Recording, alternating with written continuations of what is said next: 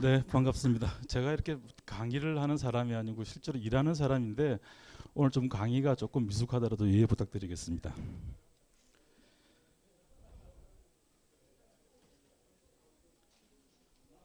오늘 사실 제가 바라보는 강의의 결론입니다. 이 두 단어입니다.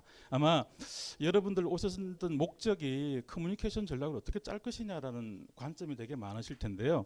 이 두 단어만 기억하시면 됩니다. 사실은 규정 짓고 그리고 경험하게 만드는 이 두 단어가 제가 제 인생의 신조이자 저 회사의 또 미션 중에 하나가 되겠습니다.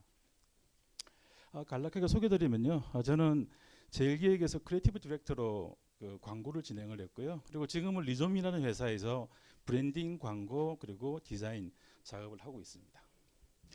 이런 얘기를 참 많이 듣습니다. 리좀이 무슨 말입니까? 굉장히 좀 독특한 단어인데요. 사실은 그 질 들레즈와 필릭스 카타리가 만든 청계의 고원에 나오는 사유 체계입니다. 우리 보통 사유 체계라고 하면 사실은 수평적 체계와 수직적 체계가 있는데요. 사실 우리 나무를 보시면 잎과 줄기와 뿌리가 되게 분명하잖아요. 근데 사실 잔디밭을 보면 어디가 잎이고 어디가 뿌리며 어디가 줄기인지 또 어디가 영역인지 어디가 시작이고 끝인지를 전혀 알 수 없습니다. 사실은 광고로 출발을 했지만 여러 가지 브랜딩이라든지 또 디자인 영역에 대한 욕심을 가지고 만든 이름이 리좀입니다. 리좀에서 하는 철학들 이런 일들을 말씀을 드렸고요. 제가 최근에 만든 광고부터 말씀을 드릴 텐데 오늘 몇 가지 사례들은 지금 제가 실제로 진행했던 프로젝트를 가지고 좀 말씀을 드릴 예정입니다. 일단 광고 그 까스텔 바작이라는 광고고요. 올해 2019년 SS 버전입니다.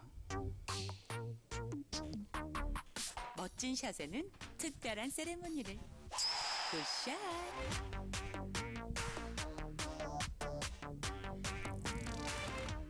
아트다. Gestel Bajak. 2015년 SS부터 지금 4년 동안 담당을 하고 있고요. 이 브랜드 같은 경우는 되게 인상 깊은 게 아트라는 사실은 규정, 커뮤니케이션 정체성을 규정을 했고요. 그리고 그 경험을 어떻게 시킬 거냐. 그래서 아트의 확산에 대한 구분과 그리고 골프존이라는 소위 골프 타겟들이 찾는 공간에서 광고 커뮤니케이션 진행을 많이 했었습니다.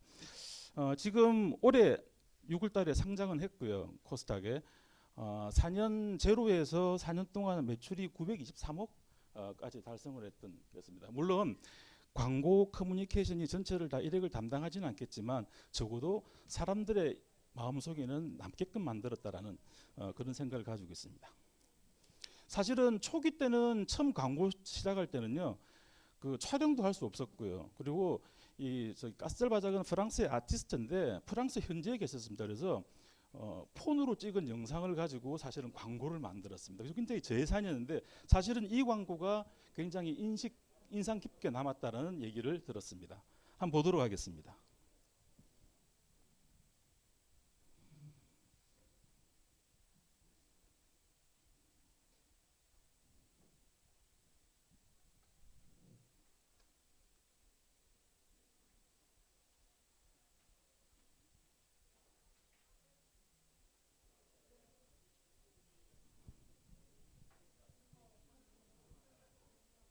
예.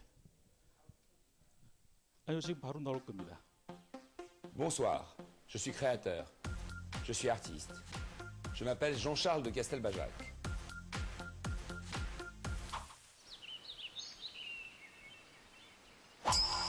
Art on the field. Gestel Bajak.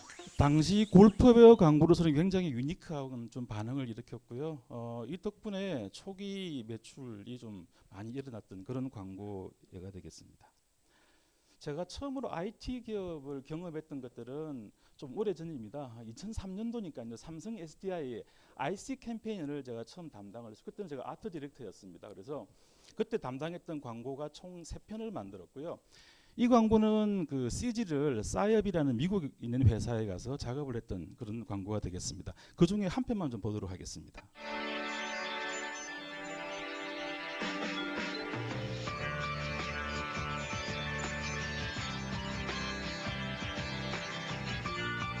우리는 늘 SDI SDI를 통해 세상을 봅니다.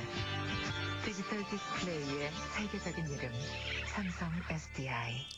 근데 저 광고를 제가 기획할 때가 2002년도였는데요. 사실은 그 디스플레이가 할 수 있는 영역이 무엇일까에 대한 고민들이 많았습니다. 근데 공교롭게도 한 십몇 년 지나고 그게 현실로 이루어진 경우들이 많아서 사실은 뒤에 2, 3편을 보시면은 상상을 했던 것들이 이게 15년 되니까 이루어지는구나 하는 참 경험을 했던 그런 광고가 됐었겠습니다. 그래서 광고라는 이 업종 자체가 또 커뮤니케이션 자체가 지금 현재가 아니라 미래에 이루어지는 것들에 대한 상상이 굉장히 중요하다는 걸 좀 알게 됐고요. 이 광고도 굉장히 의미 있었습니다. 이 광고는 제가 비딩, 그러니까 경쟁 2003년도에 비딩을 해서 개발했던 첫 번째 광고주였습니다. 그래서 당시에는요, 지금은 네이버가 당연히 1위죠. 당시에는 다음이 1위였습니다. 그래서 처음으로 네이버가 다음을 잡기 위해서 카페, 지금도 다음 카페가 유명하지만 네이버 카페인이라는 그 주제를 가지고 광고 비딩을 붙였고요. 그리고 저희들이 그 광고를 따서 첫 번째 만든 광고였는데 이 광고로 네이버가 1위가 됐습니다. 그리고 15년 동안 아직 내려오지 않고 있죠. 그래서 그때 제가 느꼈던 게 빅모델 파워가 굉장히 중요하구나. 요즘도 그 마켓클리에서 전지현 씨가 나오지 않습니까? 그래서 이게 우리의 브랜드 혹은 우리의 그 메시지를 빅모델을 통하는 게 여전히 대한민국에서는 유효하구나 생각이 들었습니다. 공교롭게도 사실은 빅모델 파워가 통하는 국가가요 많지가 않습니다. 물론 해외에서도 광고를 하긴 하는데 국내 그 대한민국하고 중국 정도가 빅모델 파워를 많이 좌지우지되고요. 나머지는 모델을 빅모델 파워를 많이 쓰지 않는 그런 구조가 되겠습니다. 이 광고 한번 보도록 하겠습니다. 잘했어. 이제 와서 너무 애쓰지 마. 있을 때 잘하지 그랬어. 안녕. 상상도 못했지? 새 카페가 생길 줄? 난 네이버 카페로 간다. 네이버에 카페를 쳐봐요. 있을 때 잘하지 그랬어라는 이 메시지를 가져갔고요. 저 촬영지는 말레이시아에서 촬영을 했었습니다. 그 재미있는 일화가 하나 있는데요. 전지현 씨가 당시에는 거의 이제 신인 초기 때였는데 처음에는 전지현 씨를 공항에서 못 알아봤었습니다. 그래서 시간이 지나도 오지 않길래 다시 연락을 드렸는데 저는 그 스타일리스트의 스텝인 줄 알았었어요. 그 정도로 이게 메이크업을 하지 않으시면 너무나 평범하시더라고요. 근데 막상 메이크업을 하고 나니까 정말 엄청난 열정을 보이시는 게 저 깜짝 놀랐고요. 물론 이 이후에 그 네이버라는 브랜드에 아마 큰 역할을 했던 광고고요. 총 광고는 제가 당시에 2편을 만들었습니다. 근데 오늘 한 편만 좀 보여드리겠습니다. 아마 여러분들은 이런 목적지를 기대하실 겁니다. 예를 들면 우리 회사 혹은 우리 제품이 아주 짧은 시간에 사람들에게 인지시키고 그리고 긍정적인 인식을 갖게 만드는 것. 아마 이런 그 내부 혹은 바람이 있을 거라고 저는 알고 있습니다. 근데 사실은요, 빠르게 인지시키고 인식시킨 데는 물론 방법은 있습니다. 그리고 노력도 필요하고요. 그래서 그런 방법과 노력들을 제가 차근차근 말씀드리겠습니다. 지금 최근에 읽고 있는 책이고요. 그 스타트업과 관련돼서 제가 굉장히 재미나게 본 책이었습니다. 사실 저게 아마 커뮤니케이션 관련하시는 분들 1차 과목 보시면요, 어떤 스펙이 있냐면 최초의 스타트업으로 시장을 개척하고 시장의 변화를 이끄는 단 하나의 브랜드가 되기까지, 이미 이제 브랜드가 됐던 브랜드들이죠. 브랜딩, 비즈니스 모델, 마케팅, 기업 문화 등 지속 가능한 힘을 입체적으로 분석하다라는 생각이었습니다. 사실 이 책들을 읽다 보면 그런 생각은 들었습니다. 적어도 이 스타트업 CEO의 이 중심 잡기가 굉장히 중요하다는 생각이 들었습니다. 물론 사실 저도 실제로 광고 만드는 현장에서 그 중심 잡는 게 제일 힘든 일은 맞습니다.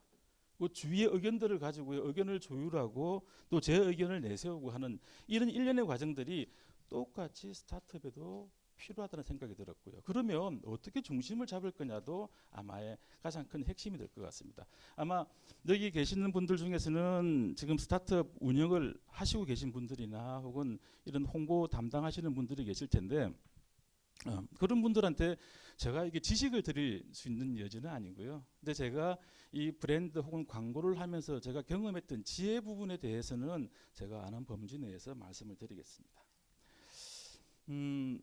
통상적으로 제가 어떤 클라이언트를 만나고 나면요, 그 광고를 만들어가는 커뮤니케이션 툴을 만들어가는 세 가지 단계입니다. 근데 보통 보면 이 하단 부분의 브랜딩 단계는 이미 많이 정립이 되어 있는 경우도 많으신데, 근데 사실은 커뮤니케이션을 하기 위해서 그 브랜드를 스타디하고는 하지 않고는 불가능한 일입니다. 근데 그 불가능한 일들 때문에 이 브랜딩을 점검하다 보면 새로운 관점을 발견하게 됩니다. 사실은 저는 아마 제가 바라보는 새로운 관점은 대표 혹은 그 스타트업을 만든 사람을 한 4일 혹은 4일 정도 인터뷰를 합니다. 아주 총체적으로요. 그냥 단순히 클라이언트로부터 OT를 받고 가는 구조가 아니고요.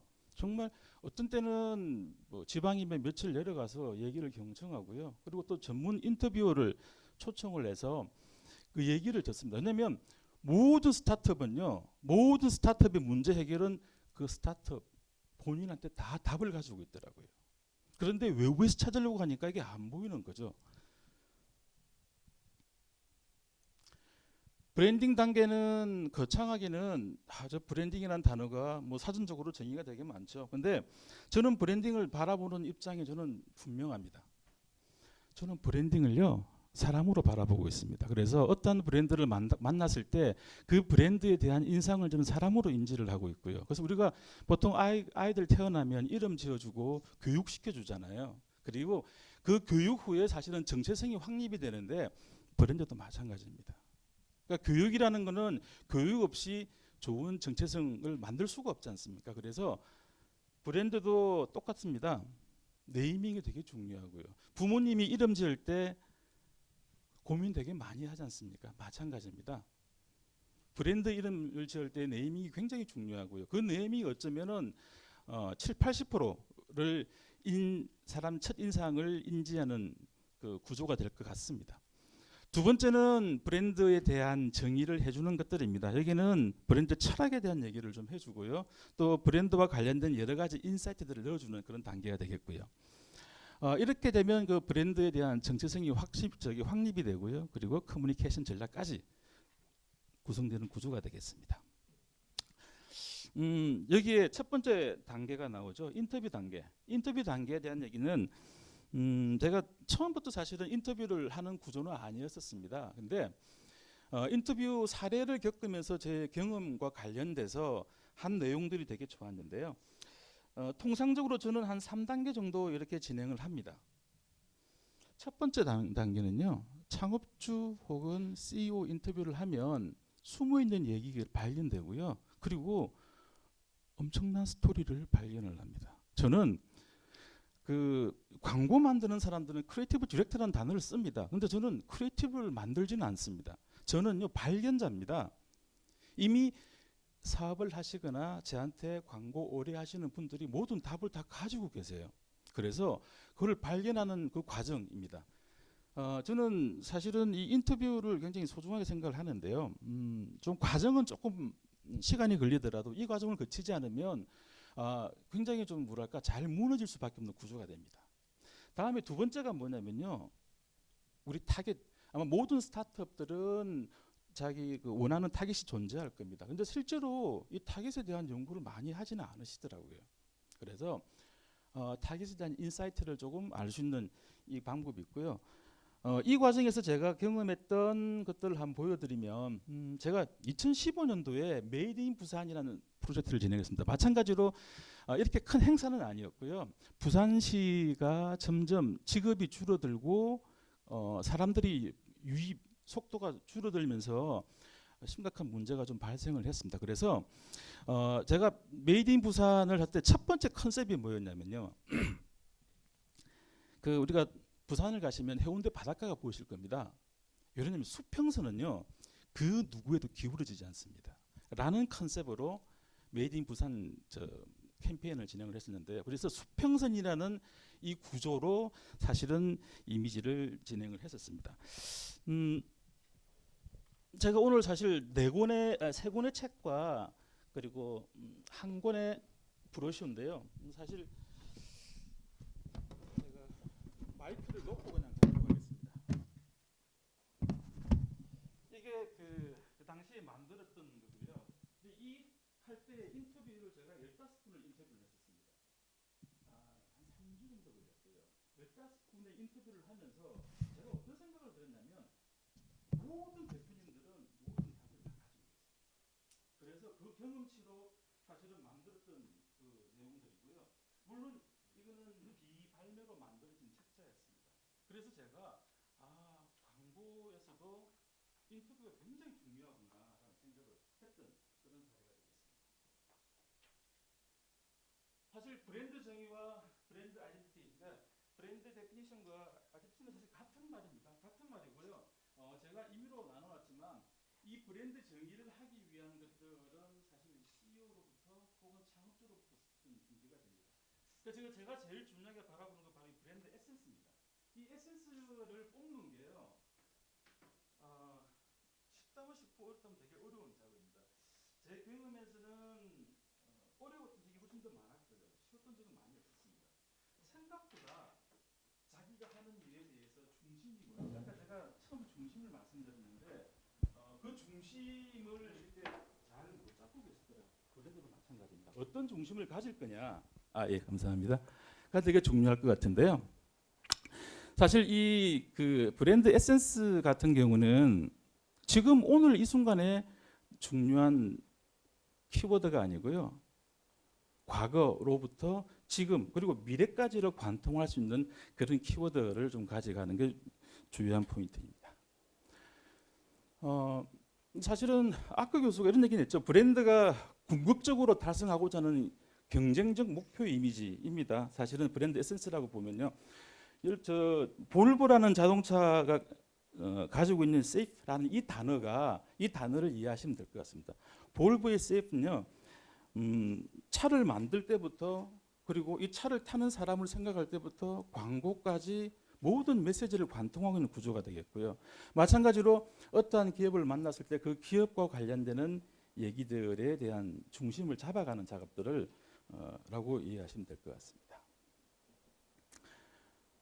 사실은 저 세 번째 단계는 제가 HC라는 그 브랜드를 진행을 했었습니다. 그래서 HC 브랜드 사례는 뒤에 말씀드리도록 하겠습니다. 사실 여기에서 보시면요, 우리가 이 브랜드 아이덴티티를 정의를 하고 브랜드 에센스를 만들 때에 이 부분을 좀 많이 빠뜨리시더라고요. 그러니까 내가 하고 싶은 말만 하려고 합니다. 상대방이 듣고 싶은 말을 고려하지 않는다라는 거죠. 이 관점에 대한 얘기들을 조금 말씀을 드리겠습니다.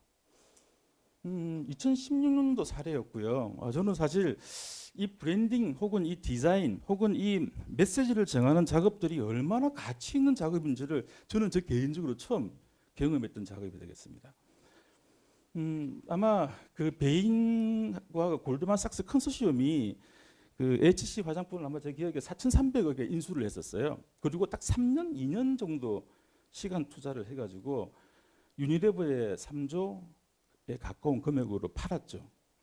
저는 당시 처음 이 프로젝트를 진행할 때 그 소위 HC의 브랜드 컬러가 뭔지 또 어떠한 철학과 어떠한 비전을 공유하는지 이런 작업들을 같이 진행을 했었습니다. 이 진행을 하면서 만들어진 책이 사실은 브랜드 북입니다. 그래서 지금 이 책이 이제 그때 당시 만들어진 브랜드 북인데요. 그러니까 보시면 책 안에는 굉장히 단순합니다. 우리가 어떤 미션과 어떤 철학으로 무엇을 하겠다라는 얘기들이 담겨져 있습니다. 그래서 이 브랜드 북을 만들면서 이 브랜드 북이 사람들한테 어떻게 보여지는구나. 적어도 브랜드 북의 목적은요, 내부에 있는 사람들을 모으고요, 외부에 있는 사람들을 설득시키며 우리 잠재적인 고객들에게 우리가 어떻게 행동할 건가에 대한 지침서입니다. 일종의. 당시 진행은 이렇게 진행이 됐었습니다. 그 임정하 부대표가 계시고요. 임정하 부대표와 인터뷰 후, 물론 임정하 부대표도 마케팅 담당, 그 아모레퍼시픽 담당 출신이셔서 이런 브랜드에 대한 지식과 지혜가 되게 많으셨고요. 그래서 뽑았던 정의가 뭐냐면 아름다운 즐거움을 공유하다라는 저 메시지였습니다. 쉐어링이라는 단어죠. 뷰티와 쉐어링이라는 단어를 그리고 조율한 단어를 합쳐서 저 워드를 만들고요. 그리고 두 가지 가치를 만들었습니다. 그러니까 예를 들자면 여기 쉐어링이라는 거 퀄리티. 그러니까 아름다움은 근데 보통은 우리 화장품이 그렇지 않습니까? 그냥 자기 자신만 가꾸는 게 아니라 같이 쉐어링하는 아름다움에 대한 정의를 내렸고요. 그다음에 퀄리티라는 거는 최선의 아름다움. 그러니까 아름다움이 뭐냐면 내가 아름다워지려고 하는 그 순간부터 아름다움이 있다라는 거죠. 그러니까 최선의 아름다움이 최고의 아름다움이다. 각자 개인의 아름다움의 기준은 다릅니다. 그래서 개인의 아름다움 기준마다 그 가치를 우리가 존중하자. 이런 그 정립을 만들었습니다. 그리고 실제적으로 삼위일체라는 이런 단어들, 키워드를 저희들이 제안해서 정의가 됐습니다. 그렇게 만들어진 브랜드 필름입니다. 직접 촬영도 진행을 했고요. 이 브랜드 필름만 보시도록 하겠습니다. 실질적으로 HC 브랜딩 작업에서 보여주는 것들에 대한 정리를 굉장히 많이 했었습니다. 아마 베인 앤 컴퍼니도 이쪽 그 부분에 비용도를 되게 많이 썼었고요. 그래서 되게 의미 있게 작업을 했던 건이 되겠습니다. 한번 보도록 하겠습니다.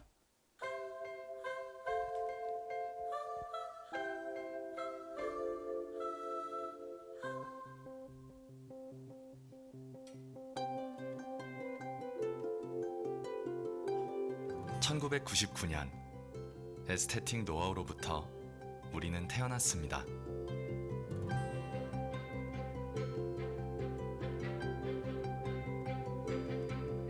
앞선 피부과학과 원료 배합 기술, 그리고 당신에게 꼭 맞는 미용법.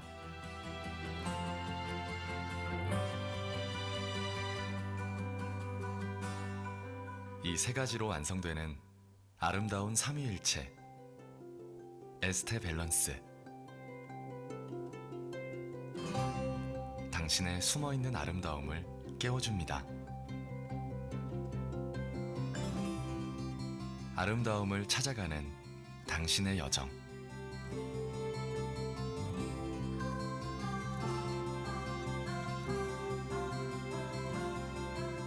AHC는 늘 함께하겠습니다.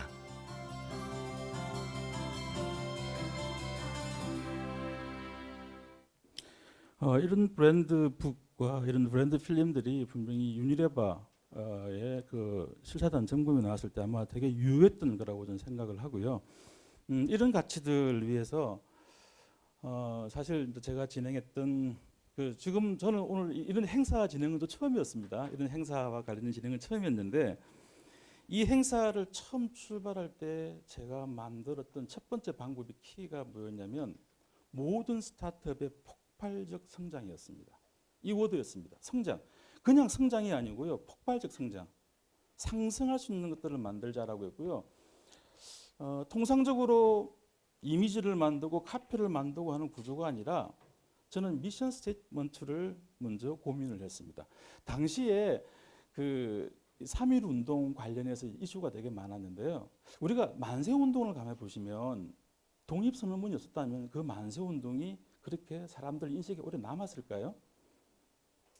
저는 어떠한 행위에는 분명히 선언문이 필요하겠다. 이거는 약속이고요. 이거는 비전을 포함하고 있는 것 같습니다. 그래서 처음에 썼던 카피가 총 4줄이었습니다.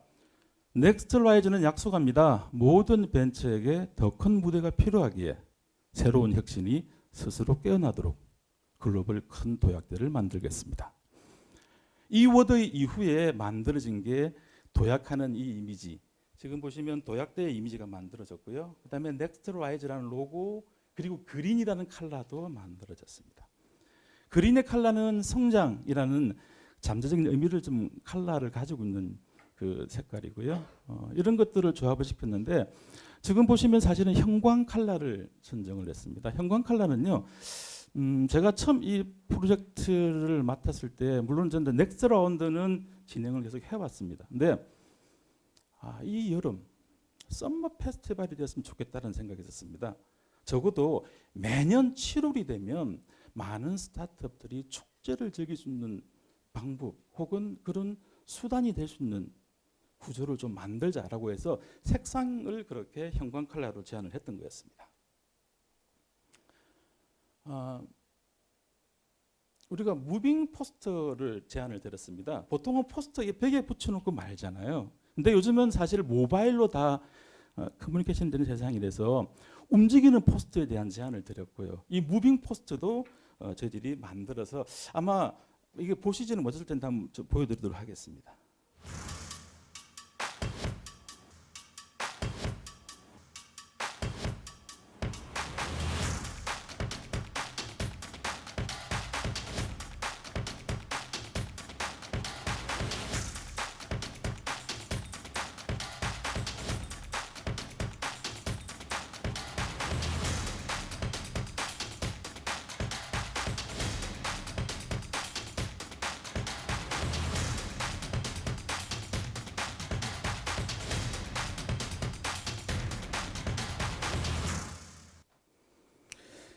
제 개인적으로는 저 용어 중에 하나가 좀 아쉬운 용어가 남아 있는데 선언문 용어에서요. 사실은 벤처라는 저 단어였었습니다. 좀 고민이 많았습니다.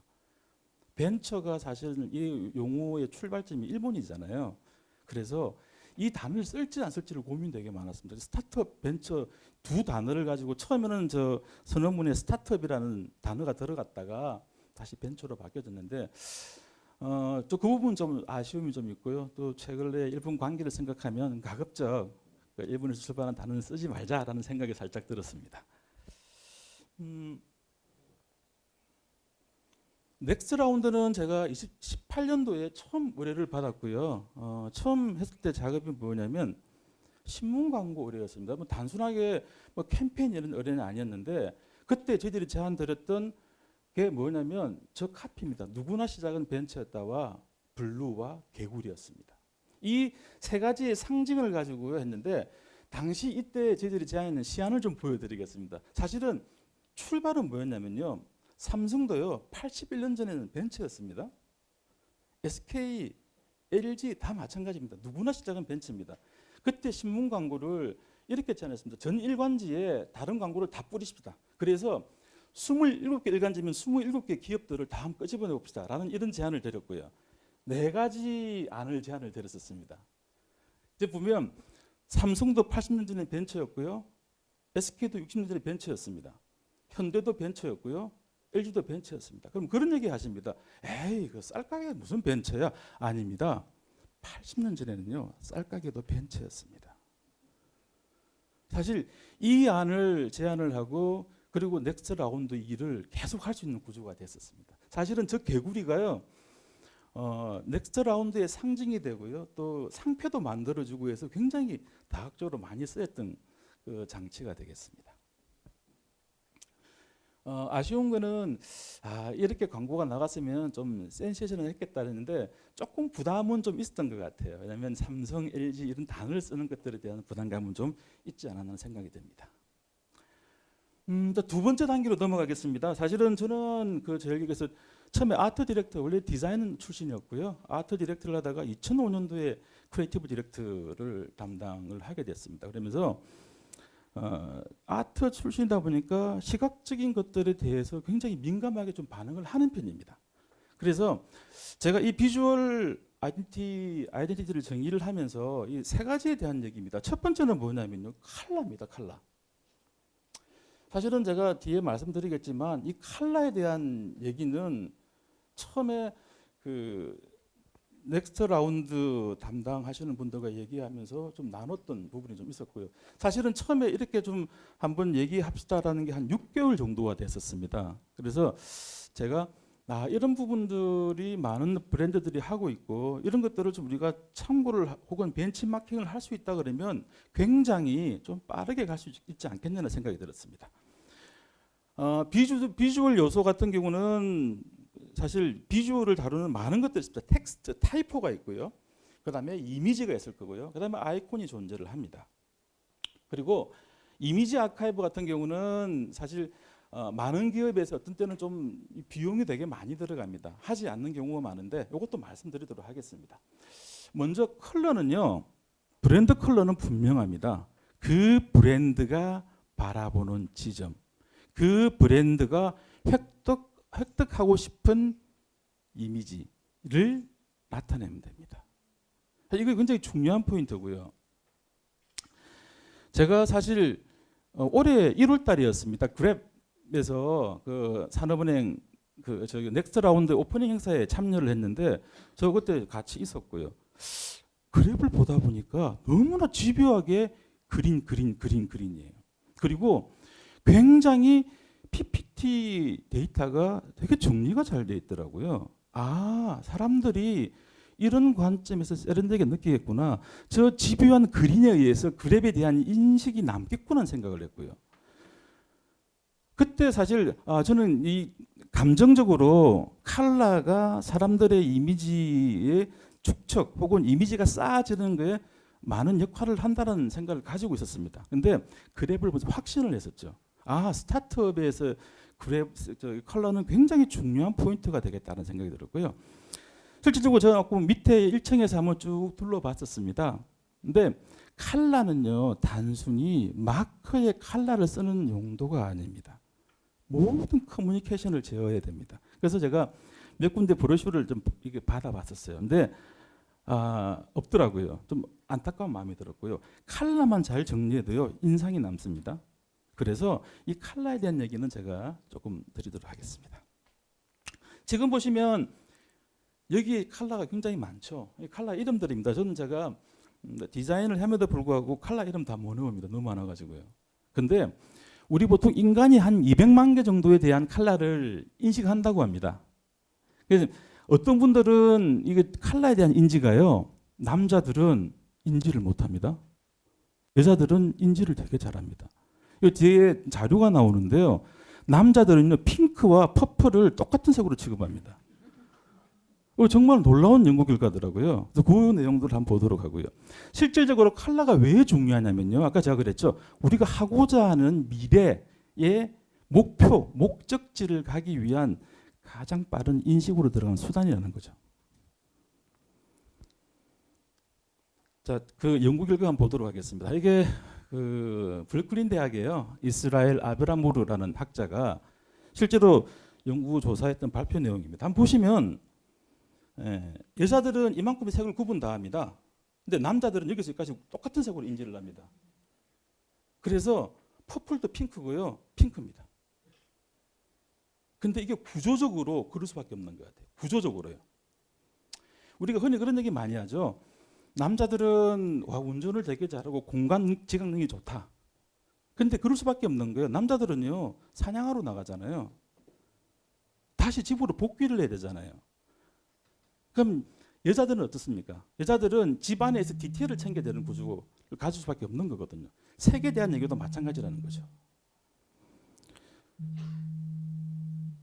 실질적으로 컬러 인지 능력을 보면요, 남자들은 블루를 굉장히 인식을 많이 합니다. 인식을 많이 하고요.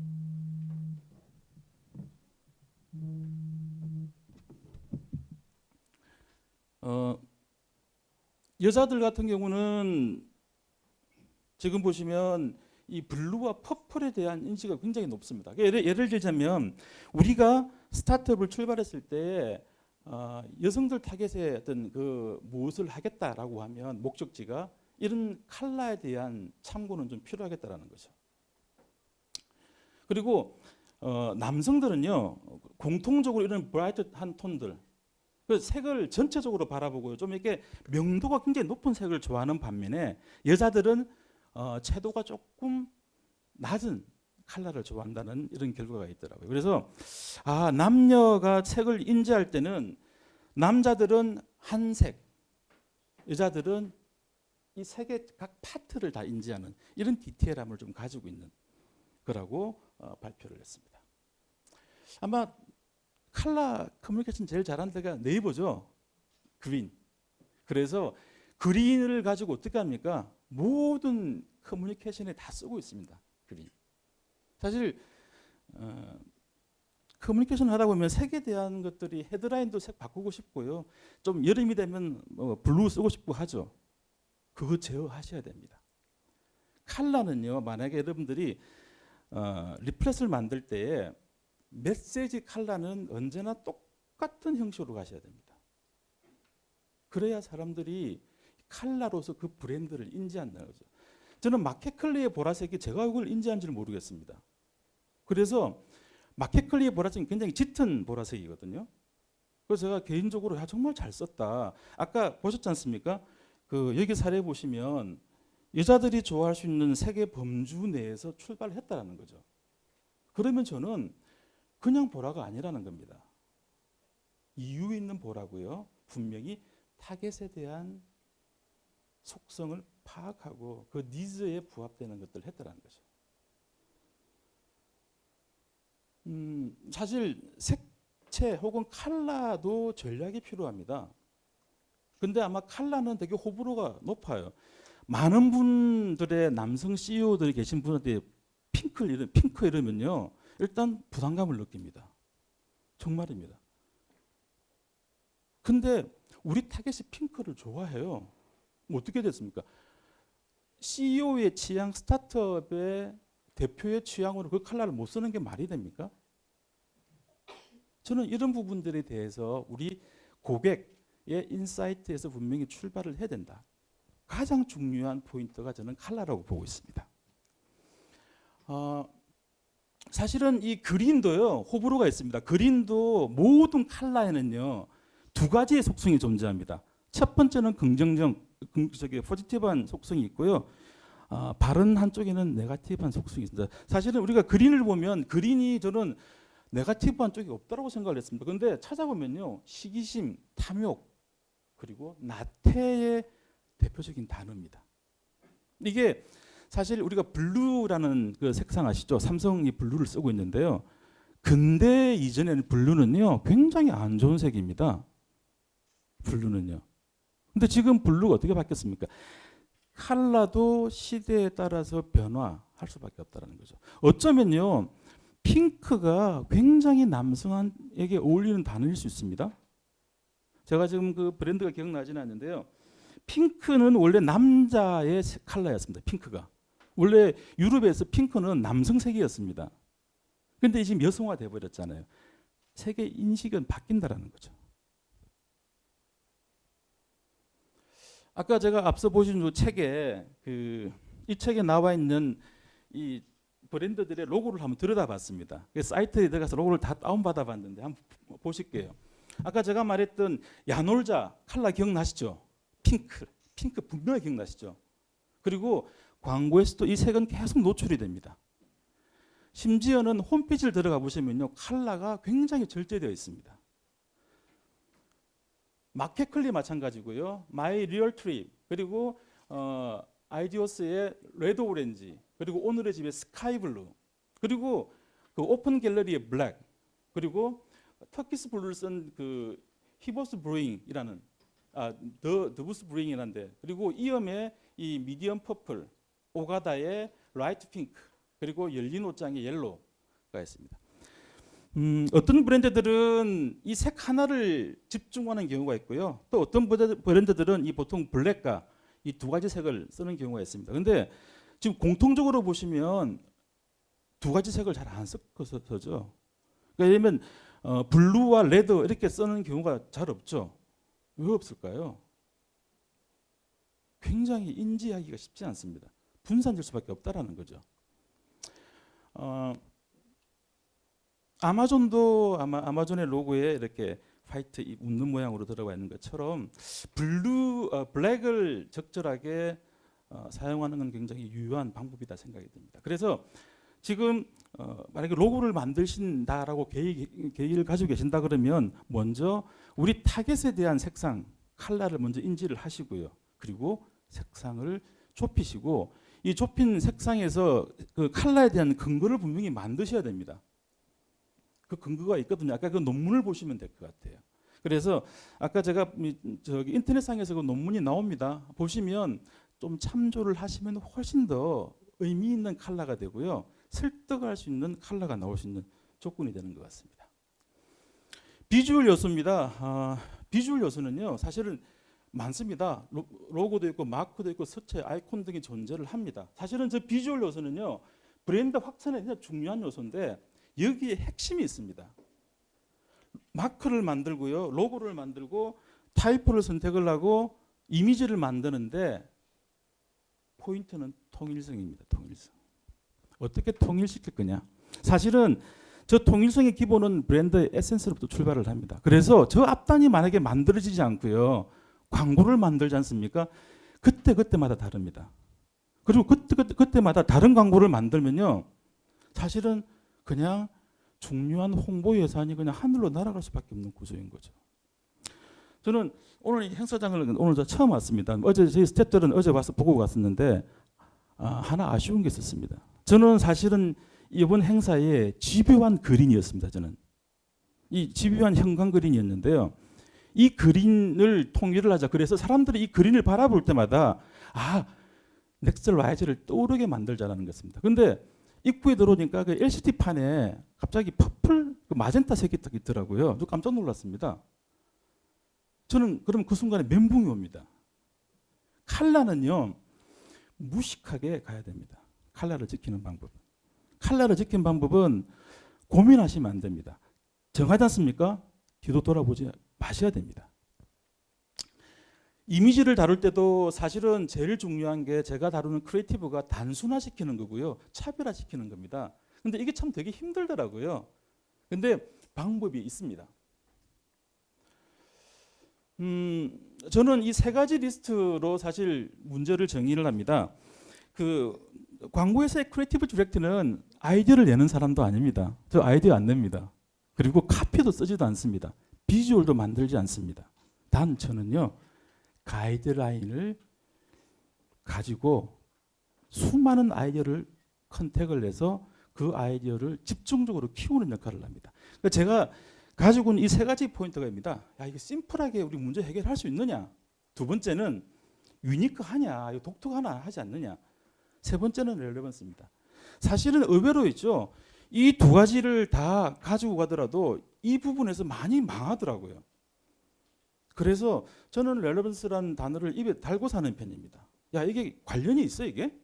우리 문제를 해결할 수 있는 거야? 이런 얘기들을 합니다. 사실은 어쩌면은 저는 뭐 제 개인적인 관점에서 세 단어가 어떤 사람들한테는 조금 좀 뭐 거리가 멀 수도 있겠지만, 만약에 우리가 그 스타트업에 하는 쪽이 로봇이다라고 했을 때 로봇이 가지고 있는 보통의 사람들의 인식이 있습니다. 이 인식을 벗어나서 뭔가를 만들어내면요, 한 번, 두 번 더 설명을 해서 들어가야 된다는 거죠. 그래서 이 렐레번스는 그 설명을 줄여주는 최선의 저는 방법이라고 생각을 합니다.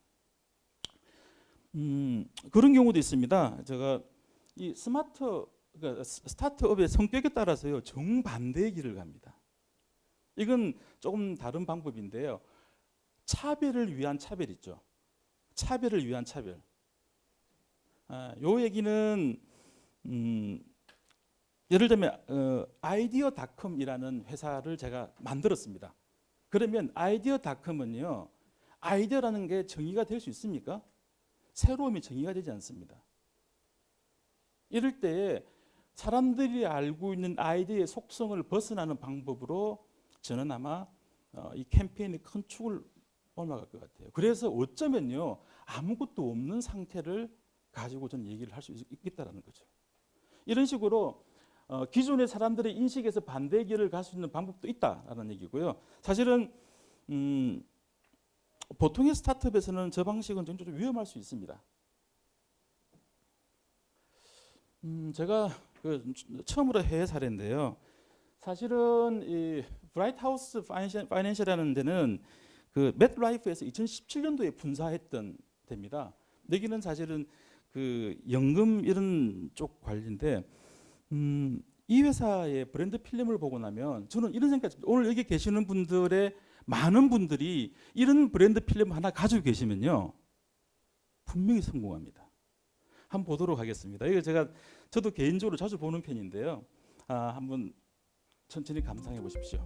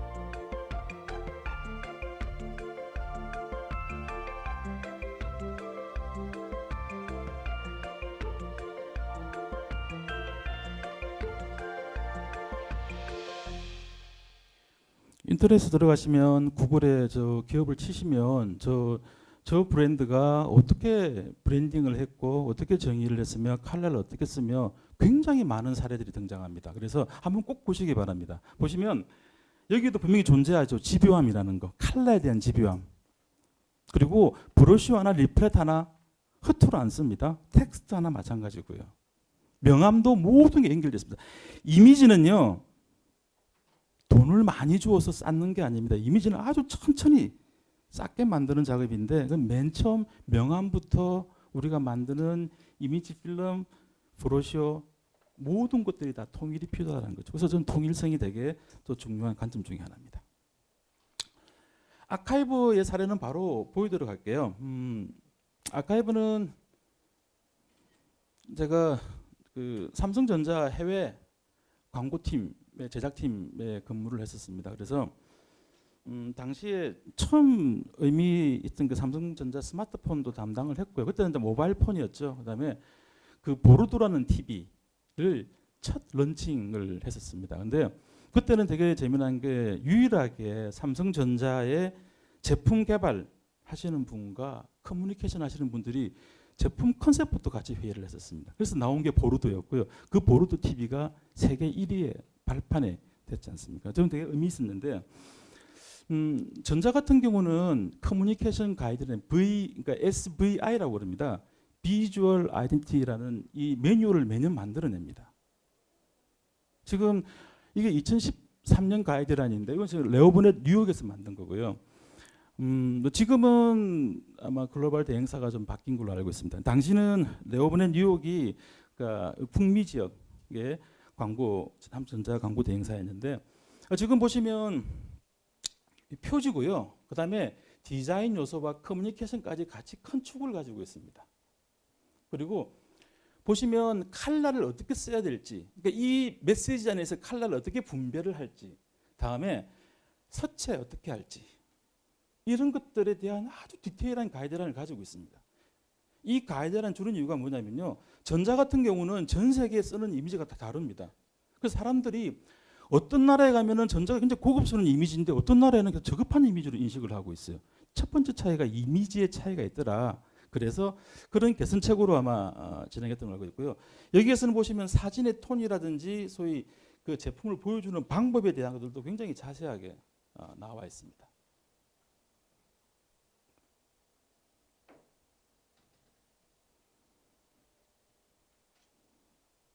넘어가지가 않는데 됐네요. 제가 HC 첫 번째 프로젝트를 맡았을 때 저한테 미션이 뭐였냐면요, 이거였습니다.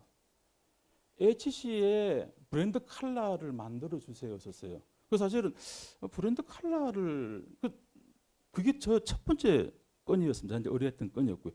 광고 만드는 사람한테 컬러를 얘기해 달라는 얘기가 어떤 의미일까라고 좀 고민을 했었고요. 브랜드 컬러를 위해서 딱 2달을 스타디를 했습니다. 2달을 고민하고 저희들이 제안했던 컬러가 이거였습니다. 오전 11시요. 가장 밝은 시간에 여자들의 피부 톤이었습니다. 그래서 보면 컬러 값이 지금 뭐냐면 M1의 Y 4라는 저 컬러 값을 제한을 했고요. 지금도 HC의 메인 브랜드 컬러로 쓰이고 있습니다. 지금 보시면 그 컬러를 가지고 만든 브랜드 이미지입니다. 브랜드 이미지. 지금 이 이미지는 그 포토그래퍼 조선이라는 포토그래퍼와 같이 작업을 했고요. 이 이미지를 찍을 때 보시면은 그 저희들이 처음 했던 이 가이드라인이 느껴지십니까? 저는 제가 촬영을 하는 사람도 아닙니다. 근데 이 사진이 맞지 않는 기준은 바로 이거라는 거죠. 그래서 저는 AHC 화이트라고 명명을 했고요. 이 컬러를 가지고 지속적으로 가져가고 있습니다. 사실은 브랜드 아카이브의 정의는 뭐냐면요. 그 누구나 아카이브에 들어오면은 이미지를 가지고 갈 수 있도록 만드는 구조였습니다. 사실은 삼성전자가 그렇거든요. 글로벌로 이미지를 다 꺼내 쓸 수가 있어요. 마찬가지로 HC도 그런 걸 좀 만들자라고 해서 이 아카이브에 만들었던 일들이 이런 브랜드 이미지를 촬영을 했고요.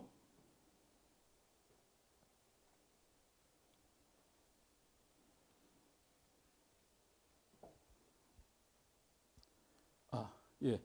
이게 두 번째 브랜드 이미지입니다. 사실은 지금 보시면 이게 예.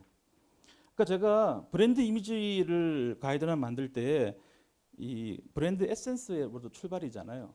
Sharing the joy of beauty라는 저 단어가 제가 이미지를 촬영을 하고 이미지를 셀렉을 하고 이미지를 가공하는 데 첫 번째 기준이라는 거죠. 그래서 아까 브랜드 에센스를 정하는 일이 왜 중요하냐면요. 이미지 하나, 서체 하나를 다 제어한다는 겁니다. 마찬가지로 컬러도 제어를 합니다. 그래서 지금 보시면 이런 이미지들이 나왔던 이유가 다 그겁니다. 쉐어링. 앞으로 많은 이미지를 가공을 하셔야 될 겁니다. 그런데 그 이미지를 그때그때마다 바뀌는 게 아니고 중심을 잃지 않는 것들이 바로 이 브랜드의 에센스를 정하는 작업이죠.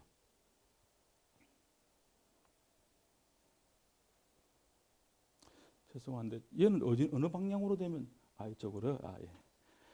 얘는 뷰티 모델 이미지 컷입니다. 홈페이지 들어가시면 이렇게 모델들 등장하는 컷이 되게 많아요. 마찬가지입니다.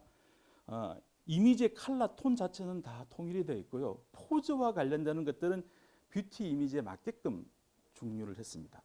그리고 제형 이미지라고 그럽니다. 우리 제품이 나오는 이미지도 마찬가지로 모든 컬러의 베이스는 사실은 우리 AHC 화이트라는 것들을 중점적으로 배치를 했었습니다.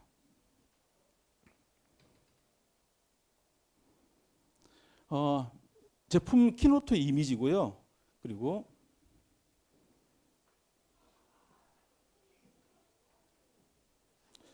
잘 이렇게 심지어는 공장 그리고 촬영하는 방법도 다 가이드라인을 만들었습니다. 그래서 저희들이 안 하더라도 누군가 들어오더라도 똑같은 형태로 찍을 수 있게끔 만들었고요. 브랜드 부분 이런 것들이 담겨져 있습니다. 이런 뷰티 리추얼 영상을 또 만들었는데요. 지금 영상이 이렇게 드르르 떨리더라고요. 넘어가도록 하겠습니다. 커뮤니케이션 전략은 세 가지가 있습니다. 컨셉을 만들고요. 카피, 그러니까 키 버벌과 키 비주얼이고요. 뉴미디어가 있습니다.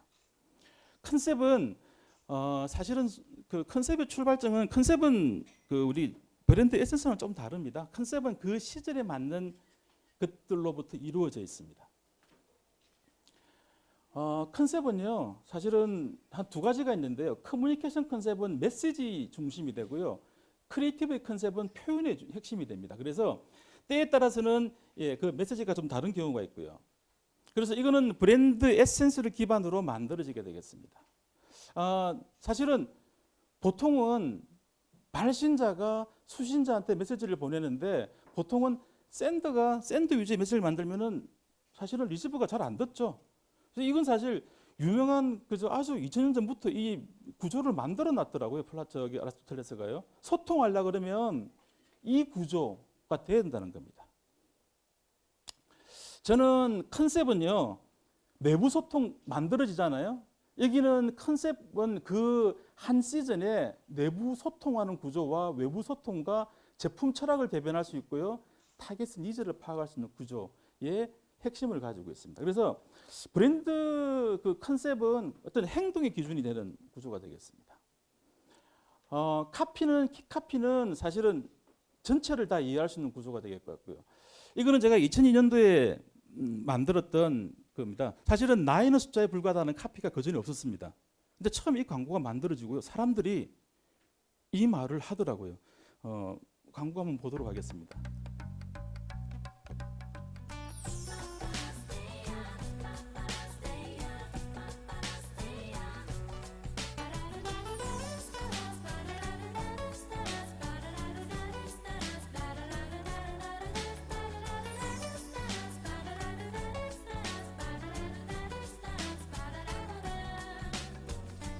KTF적인 생각이 대한민국을 움직입니다. 넘어가도록 하겠습니다. 이게 제가 만들었던 인쇄광 모델입니다. 처음에 캐리비안 베이 런칭 때 만든 광고였고요. 두 번째가 보르도 광고였습니다. 잡지 광고였었고요. 세 번째가 까스텔바작의 이미지 광고였습니다. 미디어는 사실은 저는 명암부터가 미디어라고 생각합니다. 그래서 실제로 그렇게 만들었습니다. 한번 보여드리도록 할게요. 이게 그 한솔재지 대표이사님 명함입니다. 그래서 어떻게 아이디어를 줬냐면요. 이 안에 샘플지를 넣게끔 만들었어요. 저는 명함을 바라볼 때 미디어를 바라보고 있습니다. 그래서 실질적으로 광고주가 저한테요. 광고 만들어 주세요 하지 않습니다. 솔루션이 뭔가요? 라고 물어온다는 거죠. 이 광고 말고요. 단순한 바코드가 메시지 보드가 됩니다. 그리고요, 미디어 자체가 사람들에게 도움을 주는 IBM의 스마트 시티 캠페인입니다.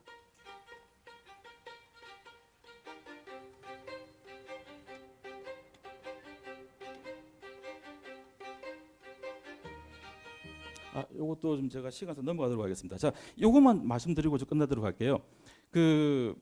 용감한 소녀상입니다. 사실 이 광고 비용으로 동상을 세웠습니다. 광고하지 않고요. 그래서 이게 어떤 거냐면 그 세계 여성의 날을 맞이해서요. 금융계가 남녀 평등이 아주 심하다고 그럽니다. 특히 미국도 마찬가지입니다. 그래서 광고할 돈으로 황소상 앞에다가 소녀상을 세웠습니다. 세웠고 이게 사람들 사이에 소위 퍼나르기가 된 거죠. 그래서 지금 보시면 엄청납니다. 46억 건 트위트, 인스타그램 7억 4,500만 건 이렇게 해서 광고했던 것보다 훨씬 더 많은 효과를 봤던 지금 솔루션이 아마 제가 보통 첫 번째 말하는 그런 단계가 되겠습니다. 우리도 있죠. 사실 소녀상, 그죠? 위안부 소녀상 같은 경우도 그 메시지를 주지 않습니까? 자, 그래서 광고에서 이 두 가지 세계로 지금 올라왔던 게 커뮤니케이션의 저는 핵심으로 바라보고 있습니다. 광고하지 마시고요. 솔루션을 만드시고 컨텐츠를 만드십시오. 자, 서로 연결되어 있고요. 제가 사실은 이겁니다. 여기 오셨던 모든 브랜드들이 여기 들어오고요. 그리고 저는 바람이 있습니다. 브랜딩북을 만드시면 분명히 롱런 하실 겁니다. 그래서 브랜드북 한 권에 히스토리가 있고요. 에센스가 있고 비주얼 아이덴티티가 있는 이 구조의 책을 꼭 만드십시오. 이상으로 발표 마치겠습니다. 감사합니다. 네, 지금 굉장히 또 많은 분들도 궁금하신 점도 있으실 텐데 또 다음 연사분이 지금 대기하고 계셔서 아쉽게도 보내드려야 될 것 같습니다. 리조 문영화 대표님께 여러분 다시 한번 박수 부탁드립니다.